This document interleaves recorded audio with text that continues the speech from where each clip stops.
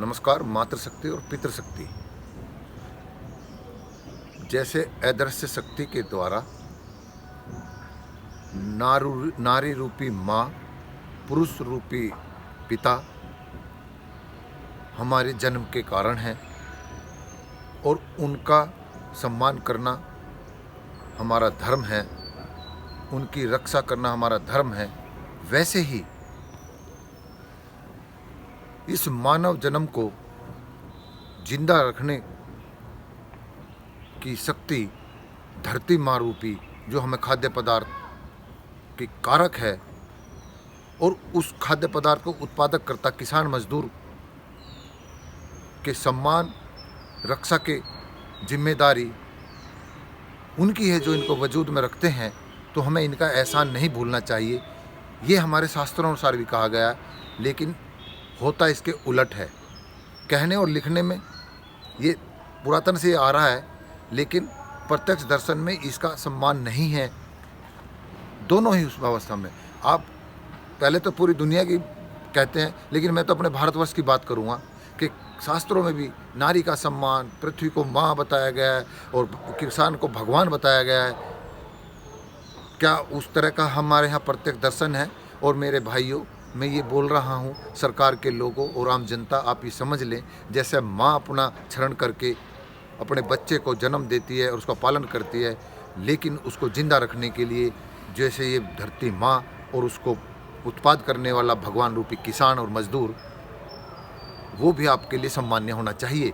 इस भाव को समझने का हमारी सरकार को भी, शास्त्र पंडितों को भी बताना चाहिए और पूर्व की भूलों से समझ लेना कि आपके जो व्यक्तिगत, जैसे राजा अपना भूभाग का विस्तार और धन का संग्रह और उसके साथ में उन गठजोड़िए, जो मैं बार बार बोलता हूँ, उस समय भी गठजोड़िए थे, वे लोग किसान मजदूर का शोषण करते थे, सूदखोरी करते थे, लगान वसूलते थे, उनकी ज़मीन वह मालिकाना हक नहीं था। वो राजा की ज़मीन या जमींदारों की ज़मीन पर काश्तकारी करके अपना भरण पोषण करता था, लगान भी देता था, सूद कर रहा था, वो जिन पर्यंत मरता रहा। और उसी दौरान जब ये व्यवस्था बता रहा, उस दौरान ही हमारा देश सोना की चिड़िया कहलाया गया। वो 5% लोग, जैसे आज कुछ पूंजीपति वजह से देश की अर्थव्यवस्था या देश का विश्व में सम्मान बताते हैं, लेकिन अंदर से आम जनता जैसे 60% बता रहे हैं, ये कितनी त्रस्त है, दुखी है। इस भाव को बात समझ लेना, आम जनता ध्यान दे लेना, और सरकारों तुम भी देख लेना कि वो जो पूर्व की भूले के गठ जोड़िए और राजा, आज के ये शासक और ये पूंजीपति वही शोषण नहीं करने पर चाह रहे, उसी राह पे आप फिर चल दिए। और पुरातन की गलतियाँ कि कितना हमारी नारी का अपमान हुआ, कितने हमारी पृथ्वी पर यहाँ भारी आकर्ताओं का राज रहा, क्या सीखा नहीं है? लगातार मेरी यही नसीहतें रहती हैं, इस पर ध्यान दें। और मैं कहूँगा कि डीएनए बोलता है कि मैं मोदी जी का बड़ा सम्मान करता था, लेकिन विपक्ष की ये जो राष्ट्र विरोधी गतिविधियों के साथ लिप्तता के कारण और राष्ट्रीय सुरक्षा के जो सेना है, उनके हथियारों में बीच में दलाली करना, अन्य अन्य खाद्य वस्तुओं में भ्रष्टाचार करने के कारण एक ऐसा माहौल बना कि वो सरकारें देश के विरोधी थी। उस भावनाओं को ध्यान रखते हुए वर्तमान सरकार को या मोदी जी को अकूट समर्थन देकर सत्ता में लाए। लेकिन जो डीएनए मुझे लगता है वो किसान का नहीं है, वो भी उन पूंजीपतियों का ही है, क्योंकि वो भी बताया जाता है कि उसी वर्ग से आते हैं। और गुजरात तो मैक्सिमम व्यापारिक पृष्ठभूमि का ही है, उसके डीएनए में व्यापारी है। उसके लिए भी मुझे अब ये कहने में कोई गुरेज नहीं है कि आप 60% के शोषण करने का खुला मार्ग दे करके आपको भी उसी लाइन पे जा रहे हैं जो पुरातन से थे कि अपने लाभ के लिए आप में ये कह देंगे मेरे कई शब्दों के, उनको कि अपने परिवार का क्या है, उनका कुछ नहीं है। लेकिन आप उन पूंजीपतियों जो आपके ही डीएनए के हैं, उनके द्वारा गवर्न या ये जो आपके वैभवता, ये आपका प्रचार प्रसार जो सत्ता प्राप्ति के लिए हवाई जहाज़ घूमते रहे, उसमें जो निवेश उनका है वो एहसान उतारे या वो डीएनए आपका मिलने के ये उस तरफ ले जा रहे। तो ये लगता है मक्कारी है और बेईमानी है 60% लोगों के साथ में। तो जो ये एमएसपी की बात पे आ जाता हूँ मैं, किसान भी भ्रमित है, आम जनता भी भ्रमित है कि जब सरकार आश्वासन दे रही है कि किसको लिखित में दे तो रही है, संसद में बोल तो रहे हैं, लेकिन मेरे भाइयों आप समझो कि किसी भी लिखित का मोदी जी ने या भाषण में, संसद में भी, घोषणा पत्र में भी जो किया, किसान से संबंधित बोलता हूँ, क्या वे सत्य उतरे? लोग कहते थे पाखंडी झूठ बोलते हैं। अब इसमें प्रत्यक्ष दर्शन ये दिखता है कि मोदी जी ने ही कहा था जब 2014 के चुनाव में कि, और उससे पहले ही मांग करते थे सत्ता पक्ष के लोगों से कि आप स्वामी रंगानाथ के रिपोर्ट को लागू करिए, और हम सत्ता में आए तो हम करेंगे। घोषणा पत्र में है इनके, जैसे भी एक दलील देते हैं कि इस तरह का जो कानून जो हम लाए हैं ये यूपी की सरकार भी ला रही थी, तो फिर तुम में उनमें क्या अंतर है भैया? तुमने इसमें क्या सुधार करा? सुधार नहीं करा जब भी फिर क्यों अब आप सुझाव मांग रहे, सुझाव दे रहे परिवर्तन के? तो निष्ठा तो तुम्हारी शंकासीन है ना, तो उसमें वो लागू नहीं किया। जब 2016 में सुप्रीम कोर्ट में किसी ने जनहित याचिका डाली कि भाई ये स्वामीनाथन रिपोर्ट की इन्होंने घोषणा की थी, लागू कराइए, तो ये आपके ही लिखित वहाँ पर एफिडेविट है सरकार के कि हम वर्तमान संसाधनों में इस रिपोर्ट को लागू नहीं कर सकते, यानी कि किसान की लागत का मूल्य और प्लस उसमें 50% प्रॉफिट नहीं दे सकते। मिनिमम न्यूनतम समर्थन मूल्य से आप मुकर गए, एफिडेविट दिया आपने, तो ये आपका झूठ पहला ये। दूसरा झूठ ये कि आपने कहा था कि किसान की आय हम 2022 तक दोगुनी कर देंगे, नहीं हुई। आंकड़े तो ये कहते हैं कि जो 2013 के और आज तक के बीच में किसान को अपनी उत्पाद का 15-20% घट के ही मिला है। बस एक क्षेत्र में आपने कहा कि जो दाल और तेल आयात भारी मात्रा में हो रहा था, किसान ने उसे बोलना छोड़ दिया था। तो जब आपने उसको आह्वान किया कि हम आपको समर्थन मूल्य दलहन का तेल का देंगे, तो किसानों ने उसका उत्पाद किया और आपकी इस बात पर आत्मनिर्भर की तरफ किसान ले गया। किसान तो फिर भी वफादारी दिखा रहा है, और आपने उसमें MSP में 5500 रुपये दाल के लिए कहा था दलहन की फसलों का, लेकिन वो 2800 में बिका।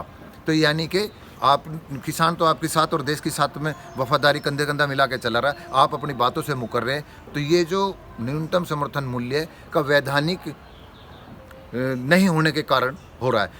और इसके बाद 2018 में आपने सिर्फ ऐसा बेवकूफ़ बनाया कि भाई हमने स्वामीनाथन रिपोर्ट को लागू कर दिया है, उसमें उसकी बात को तोड़ मरोड़ करके 15-20% का इजाफा किया, वो भी आपने झूठ बोल दिया। वो C2 प्लस 50% था, आपने उसे C2FL यानी कि फैमिली लेबर का उसका कंसर्न करके और 15% या 20% का जोड़ करके आपने एक नौटंकी कर दी, बहका दिया कि हमने रिपोर्ट लागू कर दी है। कितना झूठ बोलोगे? तो सरकार से हम जो किसान और आम जनता इस बात को समझ ले कि वो लिखित में दे, लिखित का वैधानिक होने के बाद में किसान सुप्रीम कोर्ट में जा सकता है। जो नियम के विरुद्ध अगर सरकार कुछ काम करेगी तो उसके लिए सुप्रीम कोर्ट, हाई कोर्ट के दरवाजे खटखटा सकता है। ऐसे आश्वासन लिखित में संसद में हो या कहीं वो वैधानिक दर्जा नहीं प्राप्त कर सकते, नहीं मिलते। तो ये छिपा एजेंडा सरकार की मंशा सिद्ध करती है कि आप पूंजीपतियों के हितैषी हैं। अगर आप बिल्कुल सच में हितैषी हैं तो इसे वैधानिक दर्जा क्यों नहीं दे देते? जब अमेरिका में उसमें 1932 से लागू है कि भाई वहाँ पर न्यूनतम समर्थन मूल्य किसान को दिया जाएगा, उसकी कॉस्ट का अगर पैदा करके वर्तमान की मांग या डिमांड के हिसाब से उसकी फसल की डाउन आ रहे हैं, अगर उसे 60% मिला है तो 40% वहाँ की सरकारें अनुदान देती हैं, सब्सिडी देती हैं, कुछ वजीफे के नाम पे देती हैं। तो आप क्यों नहीं सुरक्षित करते? आप इनको इनके पूंजीपतियों के हवाले क्यों कर रहे हैं? तो जब कहते हैं कि राजा का संरक्षण देना का अधिकार है, तो आप उस धर्म से क्यों नहीं कर रहे, विमुख हो रहे हैं? तो मेरा यही कहना है, किसान भाइयों समझ लो और आम जनता समझ लें कि वैधानिक दर्जा जरूरी है MSP का, और उसमें भी ये कि मूल्य का निर्धारण सुनिश्चित और उनको खरीदना सुनिश्चित करा जाए, उनके द्वारा करे या सरकार करे। उसके जो न्यूनतम समर्थन मूल्य सरकार घोषित करेगी और सभी फसलों की करी जाए। जैसे